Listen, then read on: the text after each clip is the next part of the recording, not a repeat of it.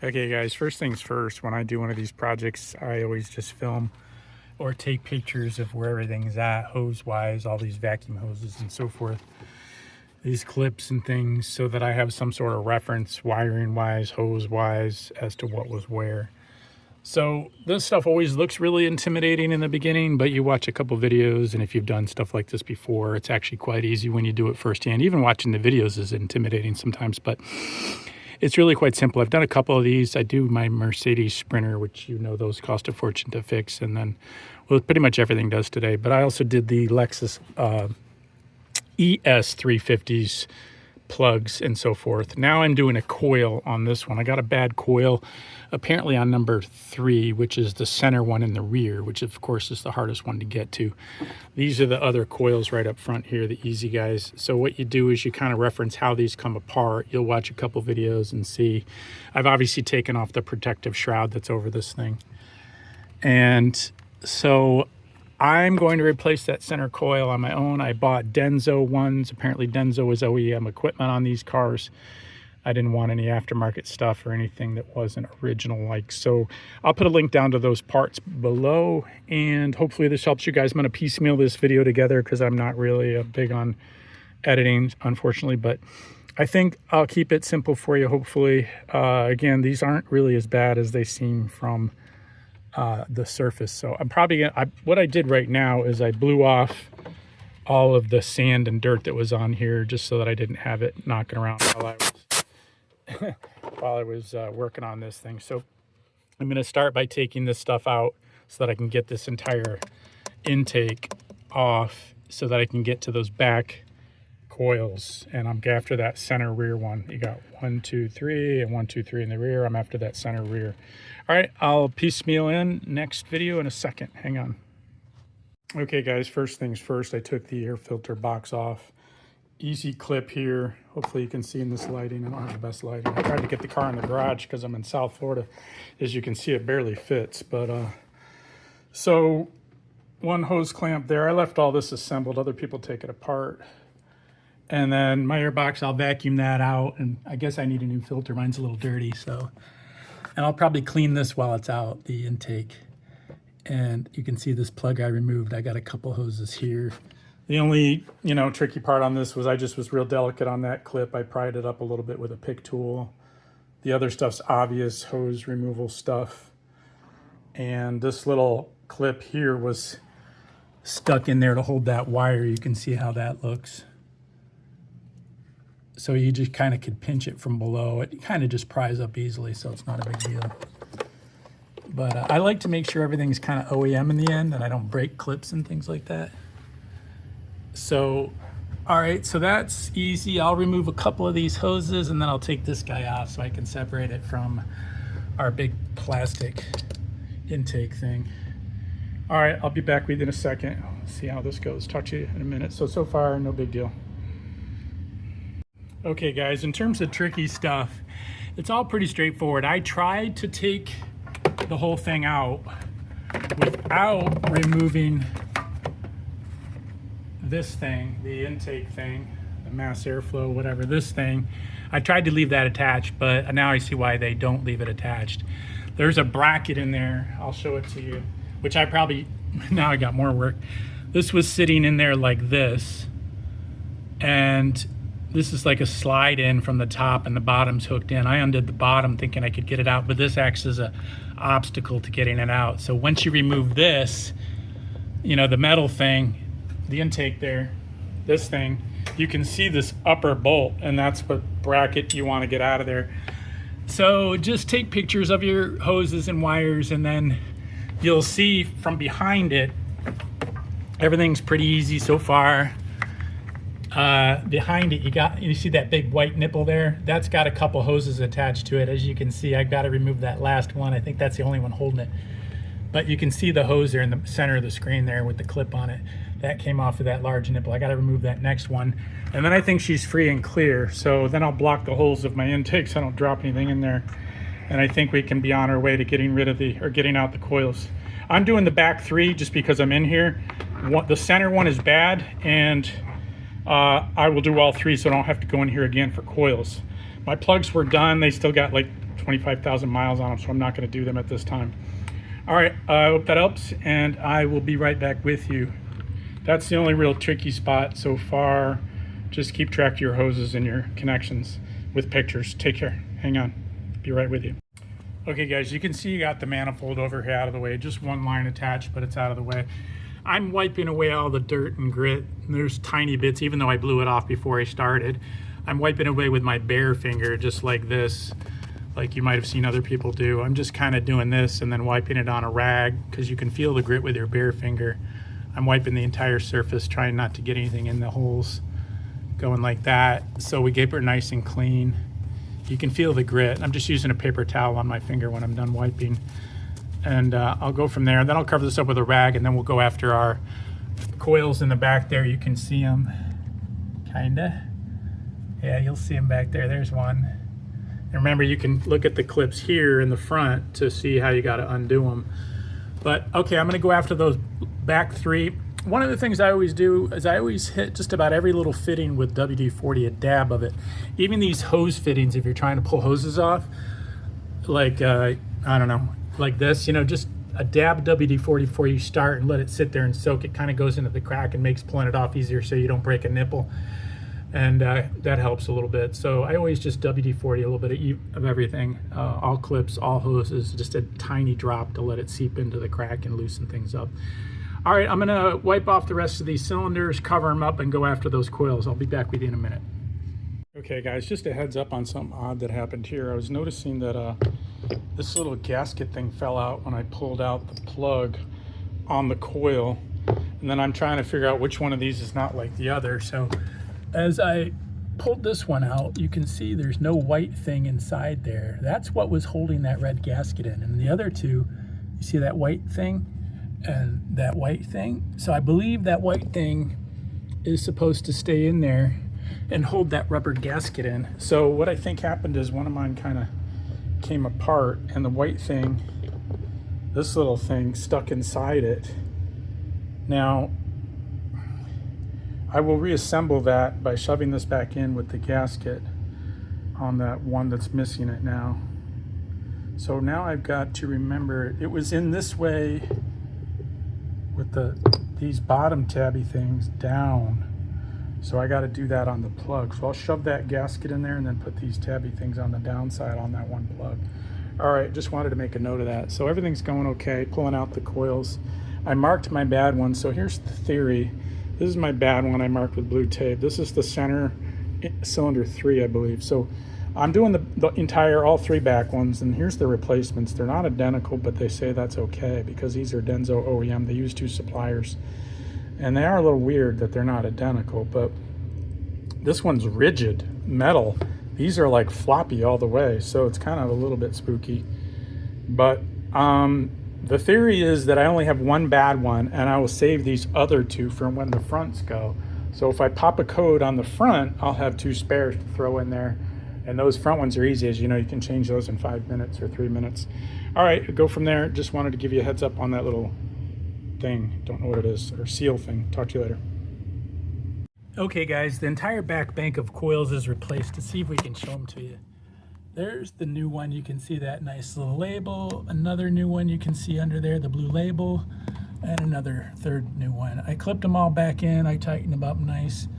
I'm not a big torque wrench fan, but if you guys feel you need one, obviously use one. It's not good to not use one, but I'm comfortable enough with my history on not needing a torque wrench. But they're in there good. Clipped all back on, got my gasket back in that fell out if I showed you in the previous clip. And we are ready to reassemble. So let's just remember what we did and get these back fittings in there and put this thing back together. And so far I've only got about an hour into it, and that includes kind of blowing it off, cleaning it, and making the YouTube video. I don't really see anything that should slow you down on this thus far. Like I said, it feels intimidating, but it's really not. Just be super cautious and surgical. As you can see, I covered this up. I cleaned it first, covered it up. Don't leave your tools sitting on it. No nuts, no bolts, because you might pick it up and drop it right in. And just reverse what you did. Now, I got to do my gasket, which this should be OEM as well. So I did decide to buy the gasket and replace it. And as you know, it's sitting on the bottom of this. So I'm going to now remove that gasket and pop in a new one. Pop in this new one, and I'll clean all that up. I'm gonna clean this thing while it's off, and we'll go from there. I did put the tiniest bit of dielectric grease, like literally a pencil tip head of dielectric grease on the spark plug coils as I slid them on, just so it would hit the, you know, hit the boot, so they're not a bitch in the future getting off or anything, which I'm sure they won't be. The other ones came off like butter. Now, as I mentioned, the other ones were flexible all the way. These other ones were metal and rigid, so they were a little stiffer getting back in, but no big deal. Literally didn't take any more time than a quarter of a second.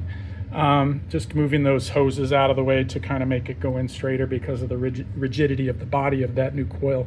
Now, hopefully this thing is happy with 3 coils from Denso and 3 coils from the other company, which I forget the name of. I looked it up too, but they said all the specs were identical. You could mix and match, so I'm going for that. Hopefully I don't steer you wrong on this. What is that? It almost looks like that broke off. Huh, I guess that's normal. Looks broken. All right,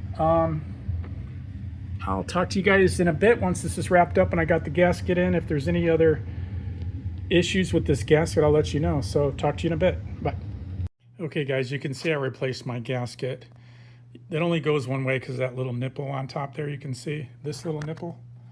So that's my new one in there. I just wiped it a little bit with a rag and a paper towel and poke it all the way in, make sure every little surface is poked in. This little bridgey thing. I'll put a link down below to this item as well, just so you guys can find these part numbers. So that fits like a glove. And I am ready to reassemble. Okay, I'll be with you in a minute. We'll pop her back together. Talk to you in a minute. Okay guys, she's coming back together nicely. I already got the vacuum hose in the back connected. I showed you that earlier. The little clip plugs into the body of this just to hold those hoses. I made sure everything's intact back there. Now I'm bringing these bolts in. There's 1, 2, 3. Remember this stem one? That one there in the center of the screen, and then these others. I'm bringing them all in slowly and evenly. Remember, this thing's plastic, so just bring them in hand tight, real even, bounce back and forth, crisscross, one from the left to the right, to the left to the center. There's one down in that hole there in the crevice. So just bring them down slowly and snugly, because remember, this is plastic. It does have metal inserts, so it's protected from crushing, I believe. But you don't need to go crazy. This is a rubber gasket. Remember, this is just a nice soft rubber gasket to keep air from coming in. You don't need to go crazy. You can use your torque specs if you like. I'm not a fan, but that's fine. Talk to you guys later. Everything's coming smoothly. Talk to you in a minute. Okay guys, I'm getting her back together. I got all my bolts in. I snugged them up nice. I cleaned this really well. I used a WD-40 electrical cleaner, but I did not, excuse me, I did not spray it into it. I wet a paper towel and wiped it out really carefully. It looks really good. If you can see that, it's nice and clean. Cleaned everything, the edges, bolted that up, clipped that plug back in, remounted this on that bolt under there. You can see center screen. Got all, like I said, tightened all these properly, re-clipped this clip, routed my vacuum tubes into her little notches, made sure everything's clear and safe and it's not going to rub.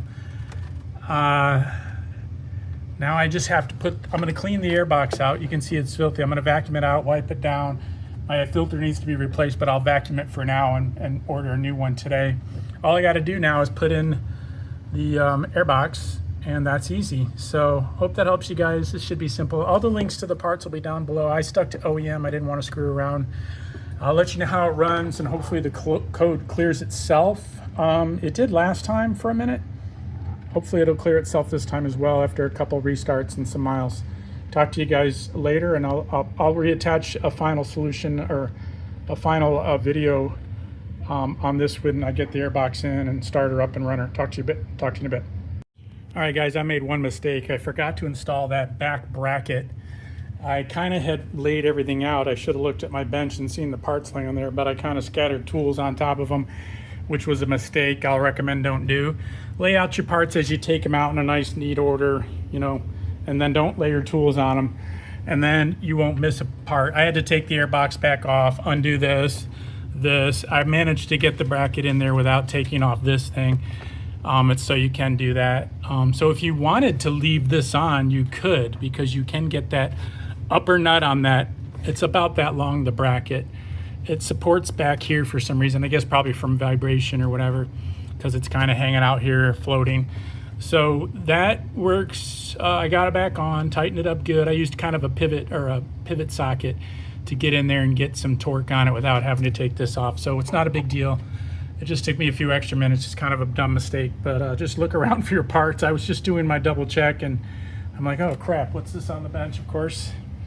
Anyway, everything's back together perfectly. A little frustrating making that mistake because I was being very surgical, but all's good. I cleaned out my air filter box real well because it was a mess. I got to get a new filter. I didn't realize it was that bad.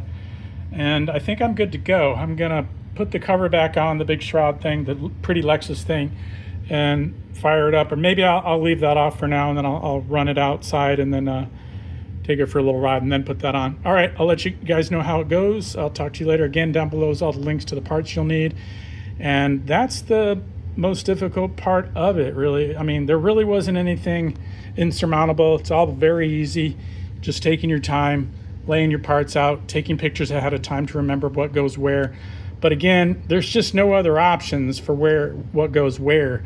So it's not like it gets confusing. So I would recommend anybody who's a reasonable DIYer to tackle this and save yourself. I think I'm saving myself literally probably over $700. So it took me a few hours. I don't know what time it is, but a few hours. So I'm getting a couple $100 an hour theoretically. That's good money. All right, talk to you guys later, and down below will be some links and any other notes. Thank you. Appreciate any likes and subscribes. Take care. Okay, guys, we have success. The car, I just test drove it. It is running perfect, and the engine light went out immediately. I got the shroud back on. She's completely wrapped up. Here's the part.